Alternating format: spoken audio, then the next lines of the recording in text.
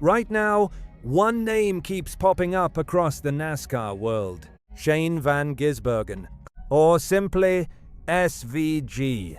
And if you followed motorsports outside of NASCAR, you already know something about this guy. He's not normal. Before he ever set foot in the United States, SVG had already built a resume that most drivers spend an entire career chasing. 3 championships in Australia's Supercars Series, more than 80 race wins, multiple victories at Bathurst, one of the toughest endurance races in the world, a win at the Bathurst 12-hour, even a podium finish at the Rolex 24 at Daytona. That's not just success, that's elite-level dominance. But then, 2023 happened, and everything changed. SVG showed up for just one NASCAR Cup Series race. One, the Chicago Street Course. He had never raced in NASCAR before. No experience with the car, no experience with the series, and somehow, he won. First attempt. Something that hadn't been done in NASCAR since 1963. Just like that, overnight, Shane van Gisbergen went from a global motorsport star to one of the most talked about names in American racing. The moment didn't just make headlines, it opened a door, and Trackhouse Racing walked right through it. In 2024, SVG committed to a full season in the Xfinity Series. Not to dominate, to learn. New tracks, new cars, new style of racing. And honestly, it showed. But despite the learning curve, he still managed to win 3 races and finish 12th in the standings. Solid, very solid. But then came the real challenge: oval racing. Because when SVG started competing in cup races on ovals, reality hit hard. Darlington. His best finish? 26th. And suddenly, it became clear this transition was going to be a lot harder than people thought. Still, SVG didn't back away. In 2025, he made the full leap to the NASCAR Cup Series, driving the number 88 for Trackhouse Racing. And when the series arrived at road courses, he was unstoppable. 5 wins in just 6 races. Mexico City, he won by more than 16 seconds. Chicago again. Sonoma leading 97 laps. Watkins Glen. Charlotte Roval. By his 38th career start, SVG already had 5 cup wins. The last driver to reach that number that quickly. You have to go all the way back to 1960. Let that sink in. But while he was dominating road courses, ovals were still exposing him. Phoenix 31st, Las Vegas 34th, Homestead 32nd. Week after week, the results were rough. At one point, SVG dropped all the way to 33rd in the standings.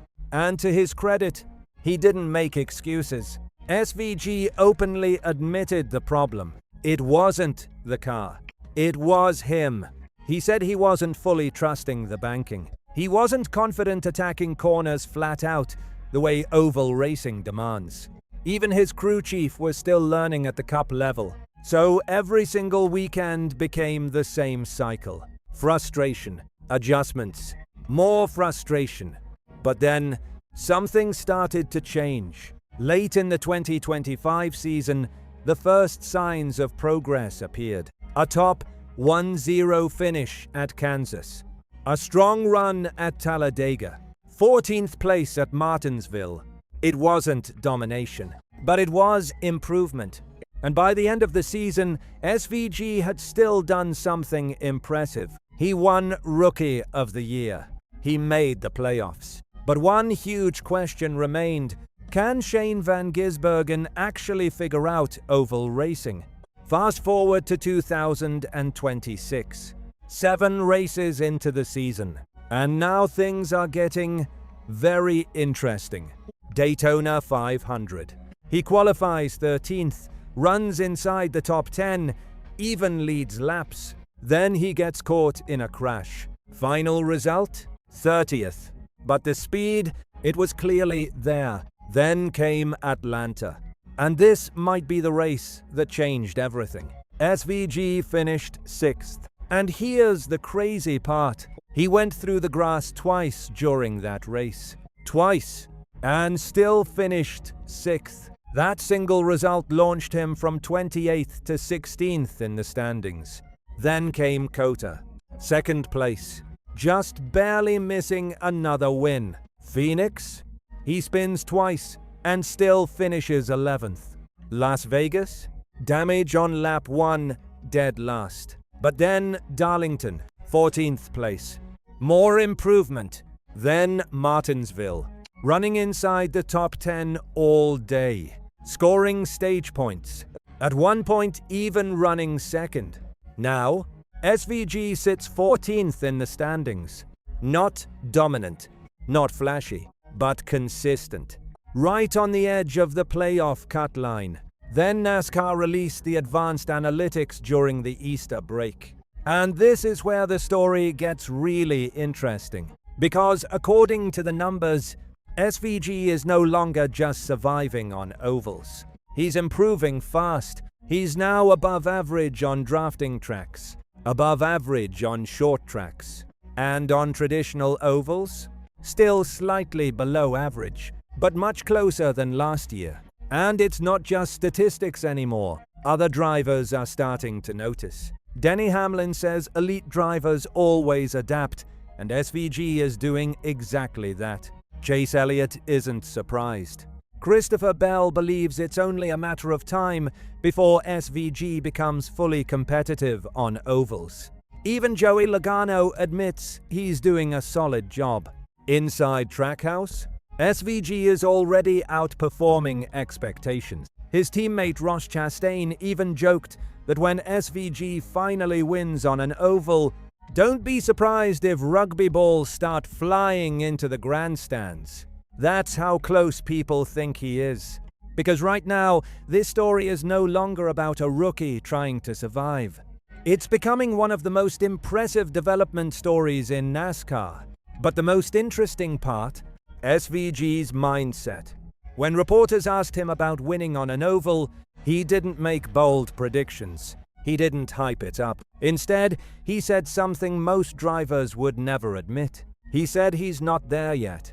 He doesn't want a lucky win. He doesn't want strategy to hand it to him. He wants to earn it. And that tells you everything about the way this guy thinks. Because even though the results are improving, even though the progress is obvious, SVG believes there's still another level he hasn't reached. And in 2026, that matters more than ever. Because NASCAR brought back the chase format, no safety net, no second chances. You either perform or you're out. And that's why this story matters right now. Because if SVG continues improving on ovals the way he is, he stops being just a road course specialist. He becomes something far more dangerous. A complete driver. A real championship contender. And if that happens, it doesn't just change his season.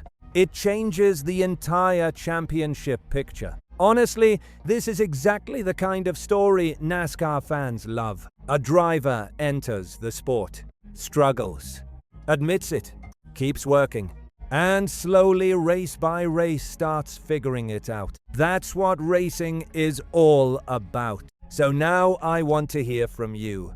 Do you think Shane Van Gisbergen gets his first oval win this season? Or does he still need more time? Drop your thoughts in the comments. Because personally, after watching this story unfold week after week, I think it's coming. Maybe not next race. Maybe not immediately. But sooner than people expect. Because what stands out isn't just the results, it's how he's getting them. He's recovering from mistakes. He's running inside the top 10 more consistently. And most importantly, he's starting to understand the rhythm of oval racing. And once a driver with this level of talent figures that part out, things change very quickly. Now, I'm not calling him a championship favorite yet. That's still a step too far. But if this progress continues, by the time we reach the playoffs, Shane van Gisbergen might become the one driver nobody wants to race against. And if you're new here, this is NASCAR Insider Hub. For real NASCAR breakdowns, insider level analysis, and stories like this, make sure you subscribe. Because trust me, the Shane van Gisbergen story, it's only just getting started.